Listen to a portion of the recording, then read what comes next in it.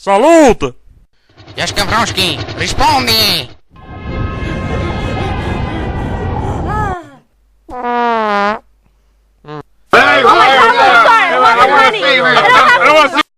Eh? Ciupa!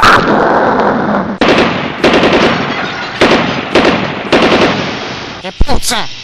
C'è troppa puzza! Devo duttare!